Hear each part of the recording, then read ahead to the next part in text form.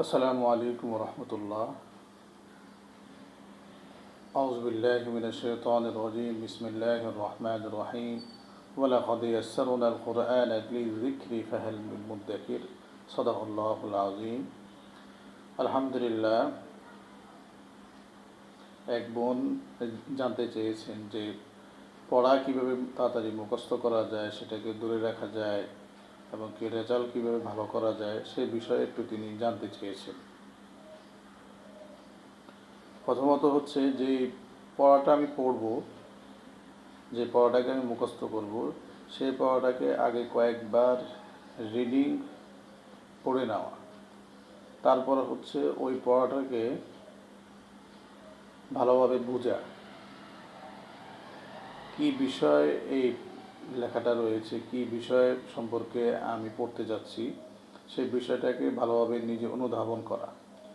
তারপরে হচ্ছে পড়াটাকে এক লাইন এক লাইন করে মুখস্থ করা। এক লাইন এক লাইন করে মুখস্থ করতে করতে যখন একটা প্যারা মুখস্থ হয়ে যাবে, তখন সে পুরাটা শুরু থেকে শেষ পর্যন্ত তার মুখস্থ হয়েছে কি না এই বিষয়টা আগে একটু যাচাই করা। দ্বিতীয়তে হুবহু এই নিয়মে দ্বিতীয় প্যারাটাকে মুখস্থ করা।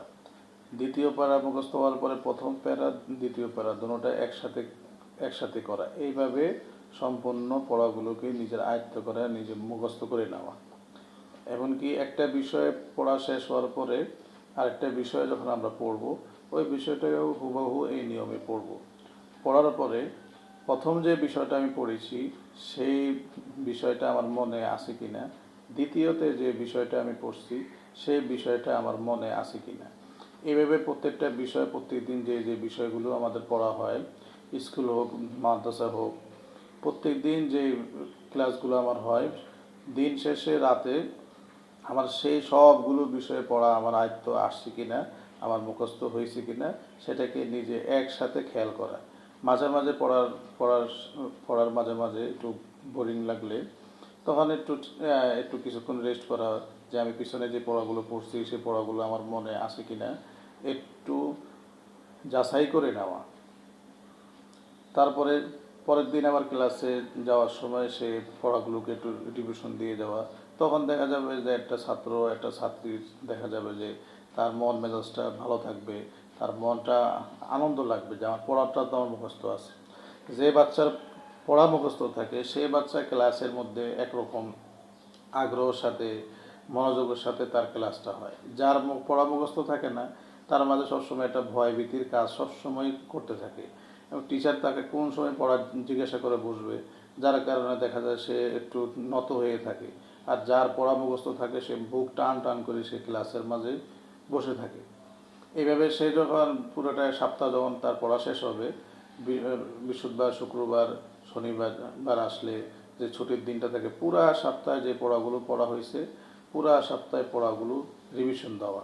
তারপরে দ্বিতীয় সপ্তাহে আবার যাওয়া, দ্বিতীয় সপ্তাহে যে প্রথম সপ্তাহ দ্বিতীয় সপ্তাহে যে পড়াগুলো হয়েছে সব পড়াগুলোকে একসাথে রিভিশন দেওয়া। তৃতীয় সপ্তাহে যাই আবার প্রথম সপ্তাহ দ্বিতীয় সপ্তাহে যে পড়াগুলো হয়েছে একসাথে রিভিশন দেওয়া। চতুর্থ সপ্তাহে যে আমার এক মাসের মধ্যে যে পড়াগুলো আমার হয়েছে সেই পড়াগুলোকে একসাথে সাথে এটাকে আয়ত্ত করে একসাথে রিভিশন দেওয়া। তারপরে যদি মাসিক পরীক্ষা হয় তখন দেখা যাবে যে তার জন্য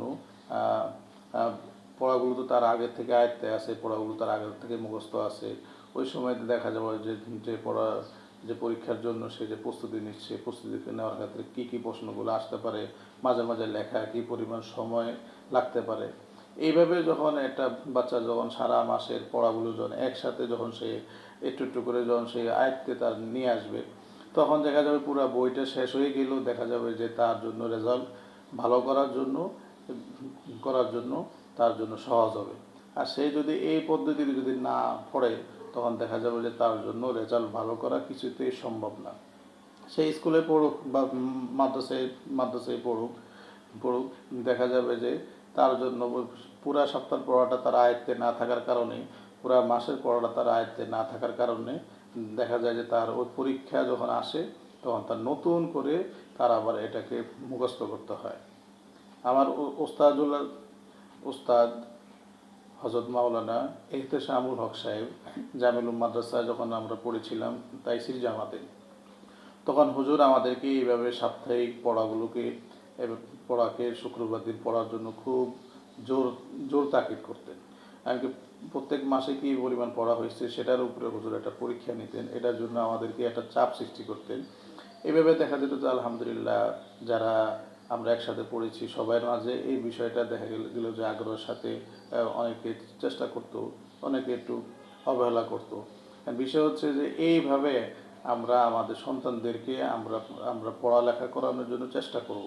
তাহলে দেখা যাবে যে ইনশাল্লাহ অবশ্যই অবশ্যই সে যে স্কুলে পড়ুক, সে মাদ্রাসায় পড়ুক, যেখানেই পড়ুক না কেন, দেখা যাবে যে তার জন্য অবশ্যই তার রেজাল্ট ভালো করা, তার পড়াশোনা ভালো হওয়া, পড়ার মধ্যে মন বসা তার জন্য সহজ হয়ে যাবে। আর এর বাইরে গেলে দেখা যাবে যে বাচ্চার পড়া মনে থাকে না, তার মধ্যে দুষ্টামির বিষয় চলে আসবে। সেজন্য আমরা সকলেই এই পদ্ধতিতে আমরা আমাদের সন্তানদেরকে পড়ানোর জন্য চেষ্টা করি। আসসালামু আলাইকুম রহমতুল্লাহ।